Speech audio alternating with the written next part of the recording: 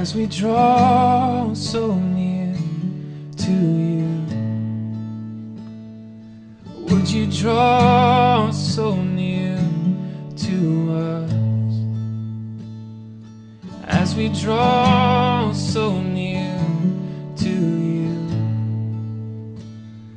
Would you draw so near to us? So about 3.5 years ago, after we moved to Brazil, I was just walking the streets of Fortaleza looking for girls that worked in prostitution, and the first night I actually found a girl and got to minister to her, I noticed this nightclub across the street, and it just caught my eye. And ever since then, for the last 3 years, most weekends we've been going there, doing outreach and just ministering to the girls, building relationship with them, walking with them towards Jesus and towards freedom. And in that same area, we've just been continuing in that same area for the last 3 years. And over that time, many times we've just gone and laid our hands on that nightclub and the others in the area, just praying to see Jesus come and for freedom. And the beginning of this year, my team and I were feeling really strong urges from the Holy Spirit to somehow preach or bring the light of Jesus in a different way than we were already doing, which is going into the club late at night, ministering to the girls, talking to them, loving on them. But we felt like Jesus wanted to just take over the club, and so we tried different tactics. We went to the DJ several times, asked him for the microphone. We tried to talk to the manager for permission. We even prayed that the sound would just stop so that our voices could be heard, all to no avail. But we just continued praying, ministering, going to the same area.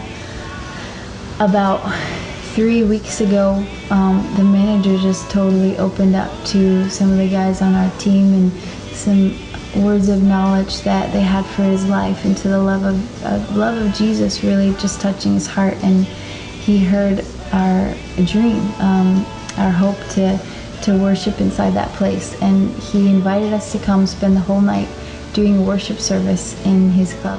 De ter convidado o cara que estava servindo a gente para trazer o refrigerante, e eu perguntei se a gente poderia orar por ele. Eu perguntei se ele tinha algum pedido de oração. Ele falou que queria que orasse por um amigo que estava doente. Nós oramos, e quando nós estávamos orando por ele, ele sentiu a presença do Espírito Santo muito forte, e ele começou a sentir muitos arrepios.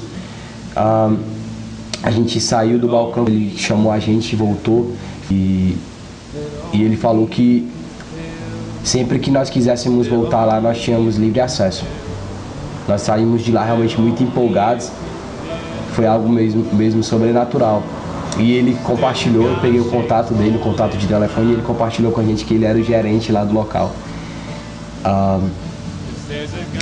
Quando nós saímos de lá, eu entrei em contato com ele algumas outras vezes. Algumas semanas depois, a nossa equipe reencontrou ele, e ele fez o convite inusitado para que nós fizéssemos um culto lá dentro. And so last weekend, from 2 a.m. to about 5 a.m., we just invaded, and we invited about four churches from around the city here, and just had an incredible, powerful night of worship and celebration and freedom. And it was just one of the most powerful moments until today. It was just so beautiful in the night that I will truly never forget.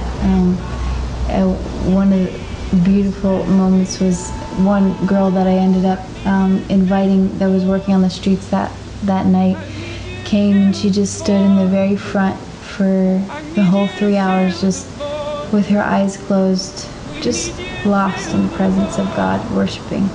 And it was beautiful. And another incredible just sign and wonder was seeing all the churches, everybody together, just with one heart and mind, to just give all praise and glory to where it is due, to the Most High King. And that just overflowed my heart with joy. And the icing on the cake, I think, was at the very end of the night. The manager spent the whole night with us, and again was just overwhelmed with the love of God. And he at the end of the night looked at us and said, "This is the first night of many nights of worship in this place." And so we were celebrating, and so we're just so excited how God is opening the door. He's invited us to come back, and we just can't wait to see what Jesus is going to do and can continue to do here in the streets of Fortaleza and in the red light district.